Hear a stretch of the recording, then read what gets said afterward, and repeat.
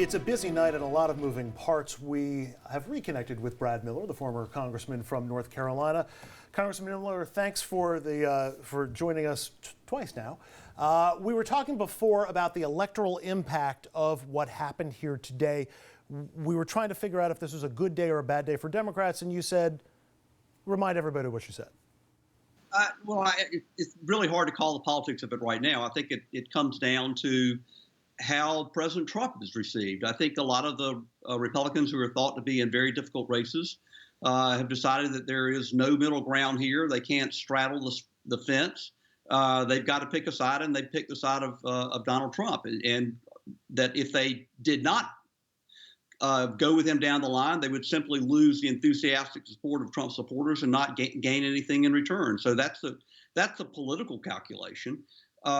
It's very discouraging. Today was very discouraging for those who believe, as I do, in democracy, in constitutional limitations, in the separation of powers, because the Senate has really, and House Republicans in their votes on impeachment, have given away the powers of Congress to check the president.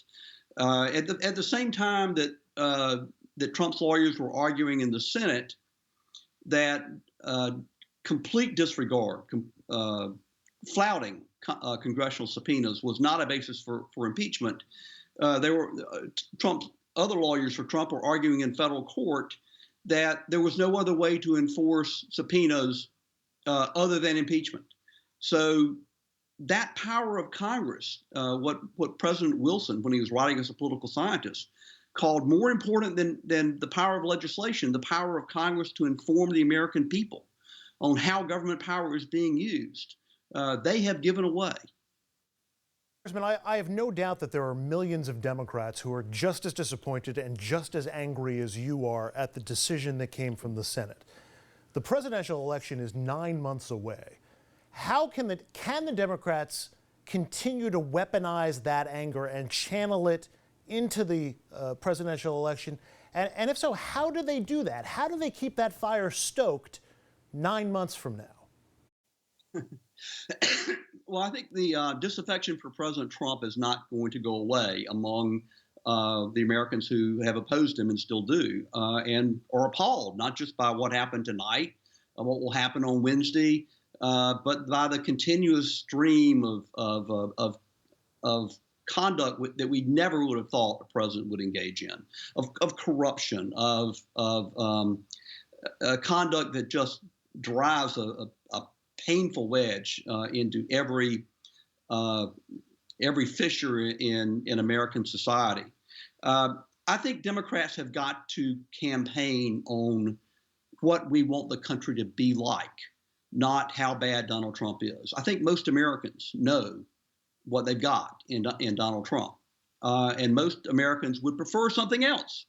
But the Democrats have got to persuade them. We've got to make the case that we can make a better America than what we have now. I think that was a problem. I think that was a mistake that the Clinton campaign made 4 years ago, in deciding that their best path to victory was to disqualify President Trump.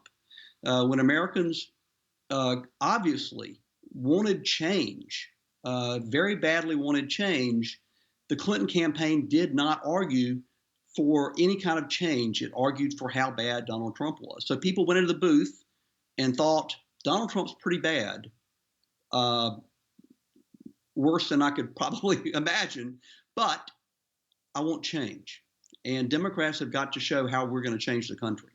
One more question on the presidential level, Congressman, and that is regarding Joe Biden. We've been going back and forth a little bit tonight, with the general consensus here being that this has not been a great couple of weeks for Joe Biden, and here's why.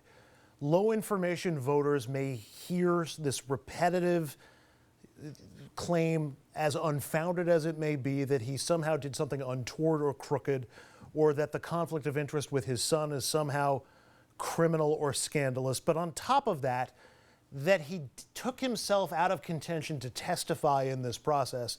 And there's a rationale that maybe he missed an opportunity to separate himself from the field and really make himself the opponent of Donald Trump as we approach this fall. Do you think that Joe Biden has been hurt over the past couple of weeks?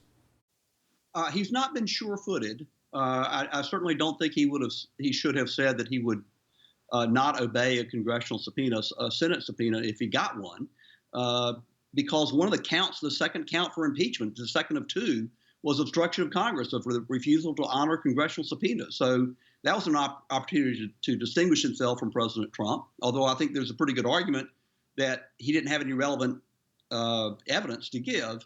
No, there's absolutely no evidence at all that he did anything wrong. But his son's job with the energy company, Burisma, is distasteful. And a lot of people are very disaffected with the way Washington works, and that seems to be just kind of the way Washington works. If you can claim to be an insider, you can trade on that. And it's not something Joe Biden did, and perhaps it's unfair to blame the sins of the son on the father, but it is distasteful that Hunter Biden took that position with a Ukrainian energy company when the only apparent qualification was who his father is.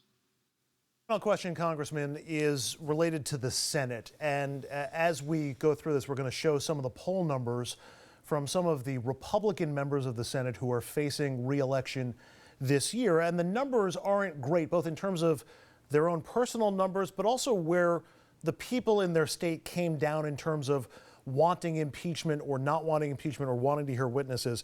Arizona, North Carolina, Maine, Iowa, Colorado. A lot of Democrats may be saying, boy, this means we're going to sweep through these Senate races and take back control of the Senate, keeping in mind they may lose the seat they currently hold in Alabama. Are you bullish or bearish for Democrats' chances to take back the Senate based in part on these numbers and the sheer volume of Republicans who cast votes that may be difficult to defend back home? Politics has changed so much. I'm so old, I can remember when a politician was thought to be in trouble, an incumbent politician was thought to be in trouble if they didn't have 2-to-1 favorables, 2-to-1 positives. Now, if you're net favorable, you're a god. That Americans now do not like their politicians. And it is likely that in the presidential campaign, both of the candidates, the major party candidates, are going to roll into Election Day with net negatives. It's likely that in all those Senate races, the incumbent is going to roll into Election Day along with a challenger with net negatives. It is the case now that people are voting against the candidate they like the least, not voting for the candidate they like more. It hasn't been that long ago that people were deciding between two candidates that they liked. There's something really wrong in American politics that has got to be fixed, or we are not going to be a happy country, and we're not going to be a well-functioning democracy. Brad Miller is a former Democratic congressman from the great state of North Carolina. Congressman Miller, really appreciate the time. Thanks very much. Thank you. Rick Unger, host of the nationally syndicated radio program, The Rick Unger Show. I saw you taking notes during that conversation that I had with Congressman Miller. Your thoughts on his analysis or where the politics play out on all this? He said one thing I thought was really smart that people don't, he said a few things, but he said one thing in particular that I don't think people focus enough.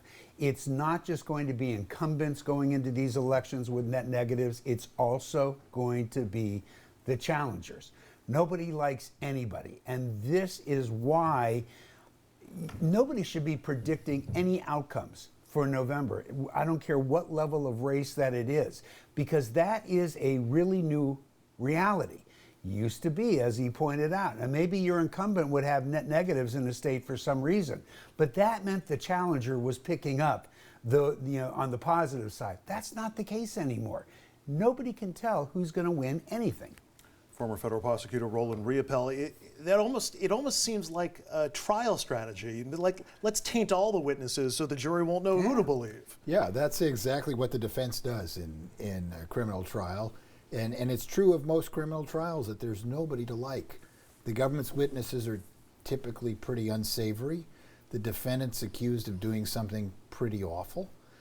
So there's really nobody to latch on to like in a typical criminal trial. and that's what our elections have become. We are going to pause for a commercial timeout, make a little money as we can throughout the night. More of RNN's coverage of the impeachment trial of President Trump right after this.